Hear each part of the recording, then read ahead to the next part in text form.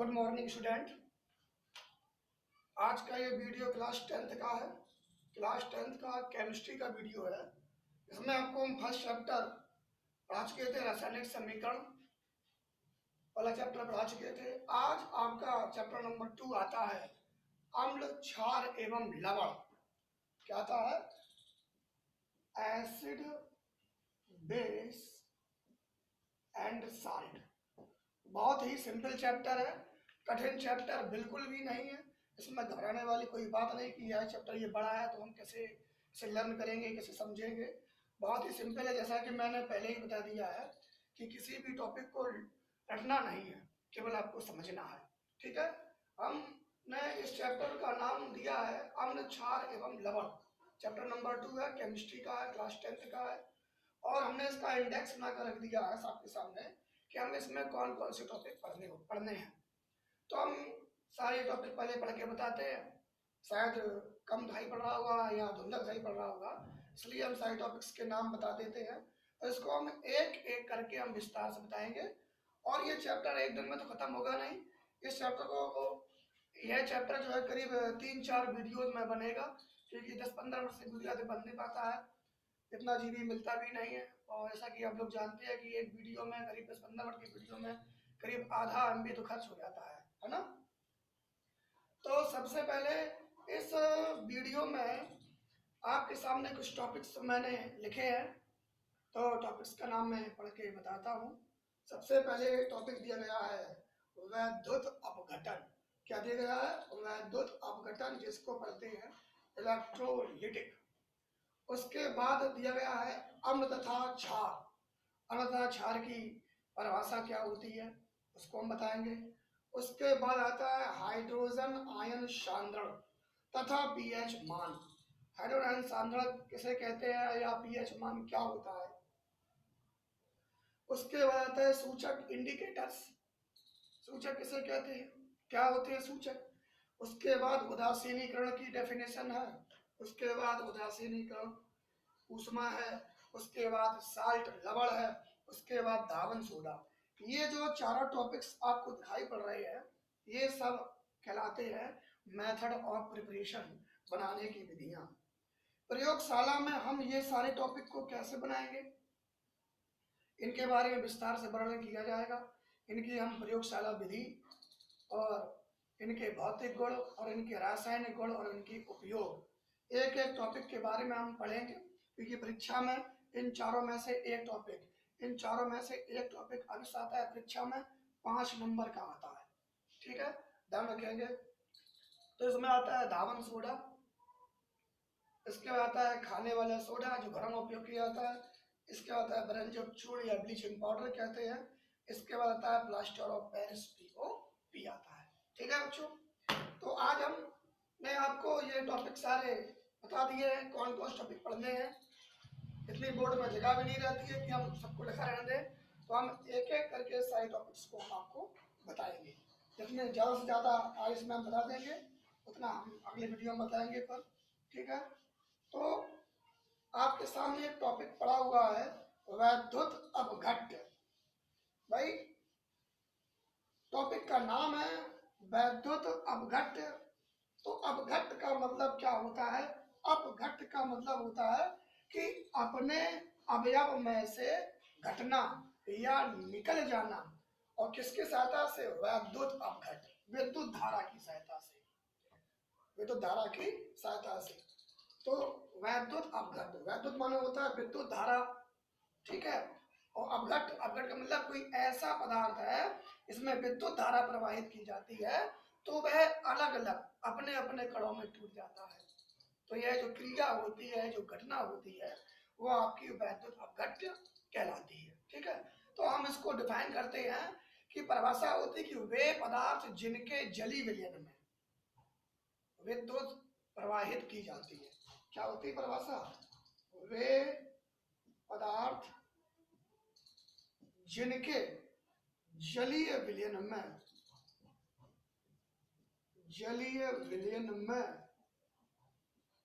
विद्युत धारा प्रवाहित की जाती है। क्या लिखा, वे पदार्थ जिनके जलीय विलयन में विद्युत धारा प्रवाहित की जाती है। ऐसे पदार्थ जिनका जलीय विलयन बनाते हैं, जल में घोल लेते हैं और विद्युत धारा प्रवाहित की जाती है तो वैद्युत अपघट्य कहलाते हैं। कहलाते हैं वैद्युत अपघट्य कहलाते हैं। जैसे एग्जाम्पल देख लीजिए, एग्जाम्पल ले लिया मैंने हाइड्रोजन क्लोराइड। ये क्या है आपका, हाइड्रोजन क्लोराइड। ये कैसा है, जलीय है, जल में घोल दिया गया है और जैसे ही इसमें विद्युत प्रवाहित करते हैं, विद्युत प्रवाहित की जाती है तो ये अपने अपने अवयव, अपने अपने घट्ट में, अपने अपने अणुओं में टूट जाती है, परमाणु में टूट जाती है। तो H+ और Cl-। तो क्या हो गया, H+ आयन में टूट गया और ये Cl- आयन में टूट जाएगा। तो क्या करेंगे, इसके दो अणु लेंगे, भाई ये आयन में है, अब इसको हमने अणु बदल दिया तो H2 और प्लस में किस बन गया, Cl2। ये गैस में और ये गैस में। हमारे कहने का मतलब है, जैसे ही मैंने हाइड्रोजन क्लोराइड कैसे लिया, जली लिया, जल में मिला दिया। हाइड्रोजन क्लोराइड क्या है, वैद्युत अपघट्य, जल मिला दिया तो जली बन गया, जलीय विलयन बन गया और जैसे ही विद्युत धारा प्रवाहित करते हैं तो H2 + Cl2 में परिवर्तित हो जाता है। तो जलीय विलयन से किसमें हो गया, ये आपका गैस में परिवर्तित हो गया। तो यह समीकरण क्या था कि वे पदार्थ जिनके जलीय विलयन में, पदार्थ HCl है, विलयन कैसा है, जलीय है, विद्युत धारा प्रवाहित करते हैं तो वैद्युत अपघट्य कहलाता है। अपने अपने अपघट्यों में, अपने अपने कणों में, अपने अपने अवयवों में टूट जाता है। तो H2 अलग हो गया और ये Cl2 अलग हो गया। हो गया नहीं हो गया। अब ये थी हमारी वैद्युत अपघट्य, जिसको पढ़ते हैं इलेक्ट्रोलिटिक। ओके, वैद्युत अपघट्य के बाद आता है अगला टॉपिक, आता है वैद्युत वियोजन। क्या आता है, वैद्युत वियोजन। तो एक वैज्ञानिक हुए स्वांटे आर्हीनियस। वैज्ञानिक कौन से हुए, स्वांटे आर्हीनियस ने सन 1887 में वैद्युत अपघट्य की क्रिया और स्वांटे आर्हीनियस ने सन 1887 में वैद्युत अपघटन की क्रिया, मतलब कैसे अपघटित हो जाते हैं और वैद्युत अपघट्यों के अन्य गुणों को स्पष्ट करने के लिए एक सिद्धांत प्रतिपादित किया, जैसे वैद्युत वियोजन का सिद्धांत कहते हैं। इन्होंने क्या बताया कि जब किसी वैद्युत अपघट्य को जल में, ठीक, जल तो विलायक होता है, अब जल विलायक के अलावा कोई अन्य विलायक भी आ जाए, किसी अन्य विलायक में घोलने पर वह दो प्रकार के आवेशित कणों में विभाजित हो जाता है। दो प्रकार के आवेशित कणों में विभाजित हो जाता है। वह दो प्रकार के आवेश कौन से होंगे, धनावेश और ऋणावेश हो जाएंगे। तो इस क्रिया को आयनन या वैद्युत वियोजन, इस क्रिया को कहते हैं आयनन या वैद्युत वियोजन कहते हैं। आयनन या वैद्युत वियोजन कहते हैं। एग्जाम्पल में क्या है, जैसे NaCl, और ये चिन्ह किसका है, ये चिन्ह कहलाता है रिवर्सिबल, उत्क्रमणीय अभिक्रिया का चिन्ह कहलाता है। तो ये Na+ में और ये Cl- में टूट जाते हैं। भाई NaCl है तो Na+ आवेश और Cl- आवेश में विभाजन हो गया, इसे कहते हैं वैद्युत वियोजन। क्या कहते हैं इसको, वैद्युत वियोजन। विभाजन ही आपका वियोजन कहलाता है। That's all. अब आपका एक नया टॉपिक आता है, हमने इंडेक्स में उस टॉपिक का नाम नहीं लिखाया है, उसको हम बता देते हैं। अब आपका एक नया टॉपिक आता है जल का आयनिक गुणनफल। नया टॉपिक आता है आपका जल का आयनिक गुणनफल। ठीक है, तो भाई जल का फार्मूला सबको पता है ना, सबको पता है जल का फार्मूला। जल का फार्मूला क्या होता है, H2।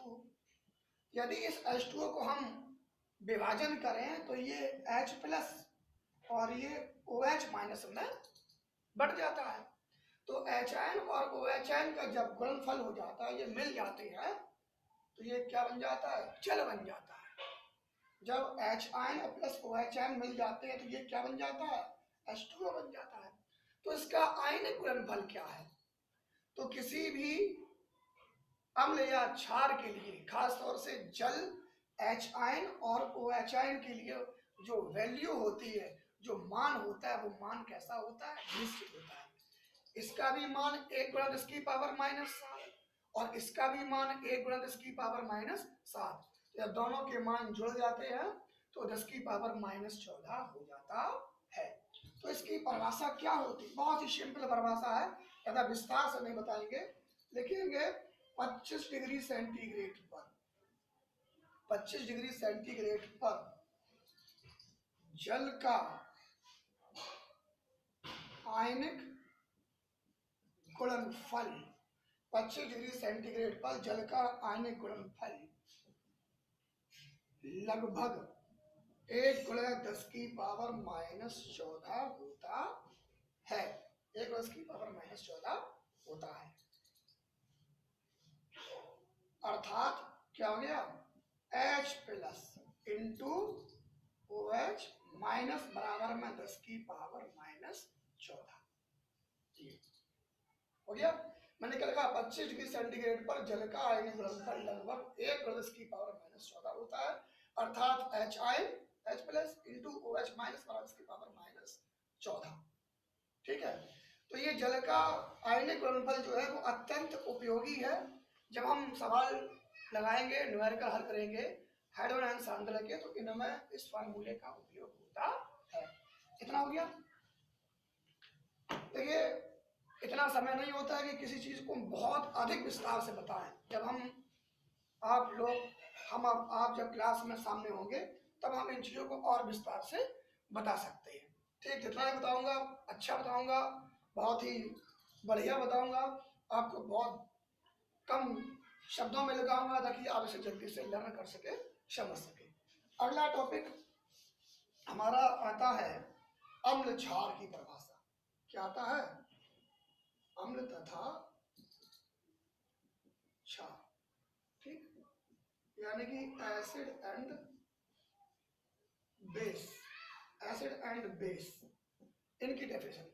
देखिए, अम्ल क्षार की परिभाषा आपने 9th में भी पढ़ी होगी, 8th में भी पढ़ी होगी, परिभाषा वही है। लेकिन यहाँ पर वह परिभाषा होने के साथ साथ कुछ और भी कॉन्सेप्ट दिए गए हैं, है ना। अलग अलग रसायनज्ञ होते हैं जो अम्ल क्षार की परिभाषा अपने अपने अनुसार देते हैं। जैसे अम्ल क्षार की परिभाषा जो है, यहाँ पर अम्ल क्षार की परिभाषा 2 वैज्ञानिक दे रहे हैं। एक हुए आपके आर्हीनियस और एक हुए आपके वैज्ञानिक ब्रॉन्स्टेट एंड लोरी। ठीक है। तो अकॉर्डिंग टू आर्हीनियस,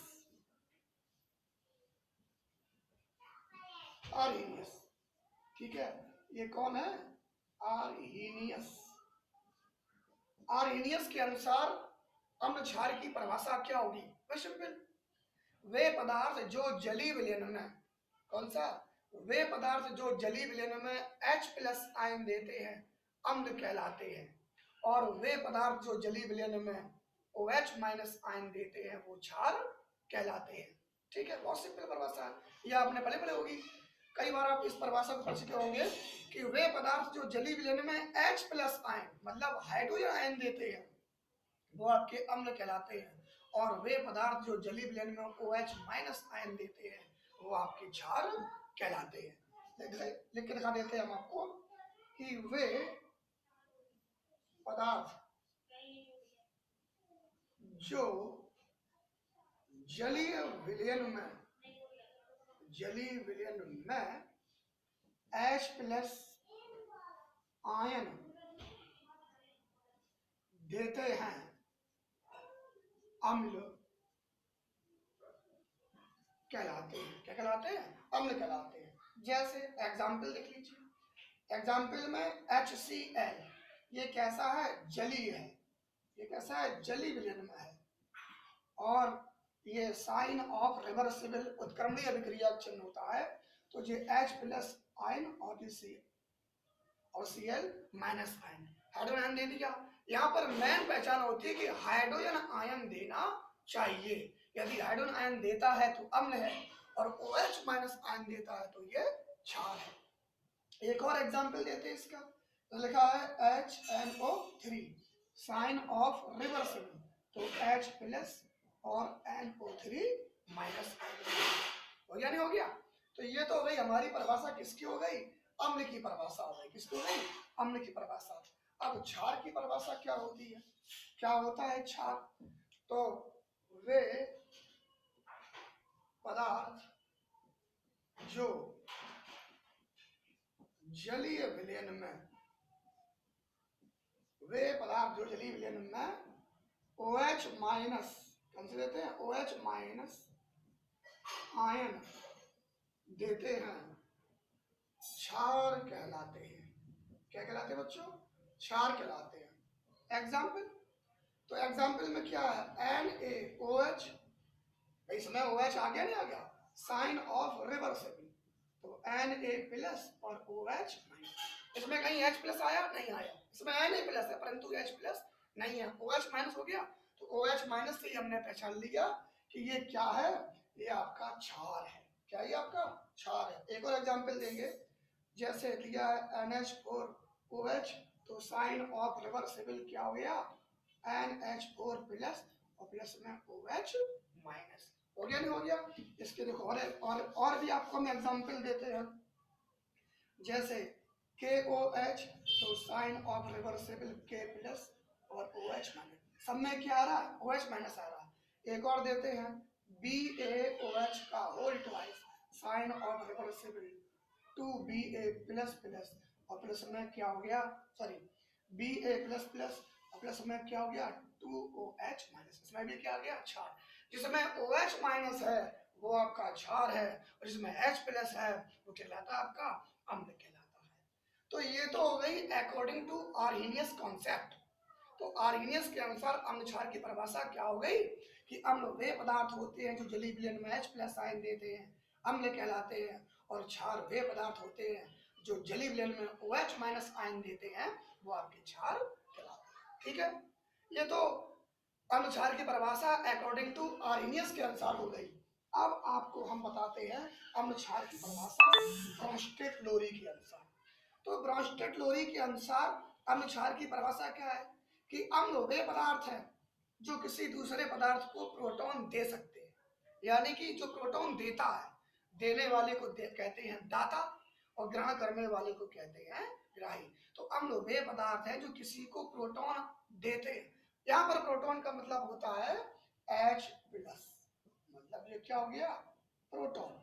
यदि H प्लस किसी को दे दिया जाए तो अम्ल है, और किसी से ले लिया जाए तो वह क्षार कहलाता है।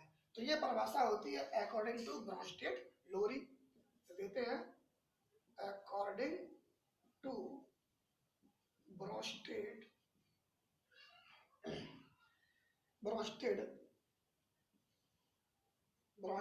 लोरी, NOWRY, ब्रोंस्टेड-लोरी। तो ब्रोंस्टेड-लोरी के अनुसार क्या है कि अम्ल वे पदार्थ जो किसी दूसरे पदार्थ को,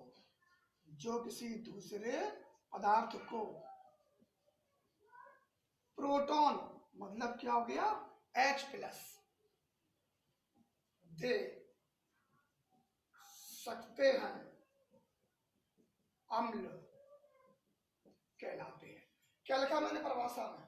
मैंने परिभाषा में लिखा कि अम्ल वे पदार्थ जो किसी दूसरे पदार्थ को प्रोटॉन मतलब H प्लस दे सकते हैं, अम्ल कहलाते हैं। एग्जाम्पल लीजिए, जैसे HCl और plus H2O, HCl plus H2। HCl क्या है? आपका अम्ल है। HCl क्या है? अम्ल है। ये अम्ल इस H को दे देगा, तो H क्या होता है? प्रोटॉन है। इसको दे देगा तो ये क्या बन जाएगा? ये चिन्ह होता है साइन ऑफ रिवर्सिबल का, उत्क्रमणीय चिन्ह। तो ये हो गया H3O+ और ये प्लस में रहता है Cl-। तो अम्ल वे पदार्थ जो किसी दूसरे को प्रोटॉन दे सकते हैं अम्ल कहलाते हैं अम्ल कहलाते हैं।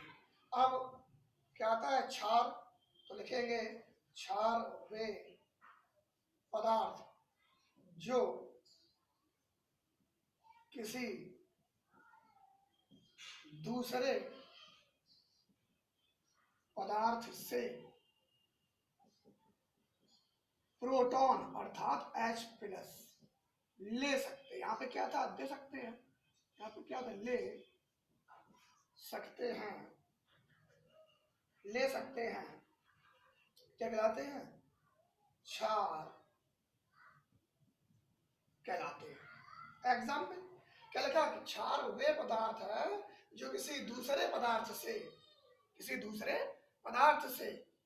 क्या लेते हैं, प्रोटॉन ले सकते हैं, प्रोटॉन को ले सकते हैं, वो आपके क्षार कहलाते हैं। एग्जाम्पल लिख दिया मैंने NH3, ये NH3 क्या है, क्षार है, और प्लस में क्या है H2O, साइन ऑफ रिवर्सल, ये H इनको दे दिया गया, तो ये क्या हो गया NH4+ और ये OH- हो गया।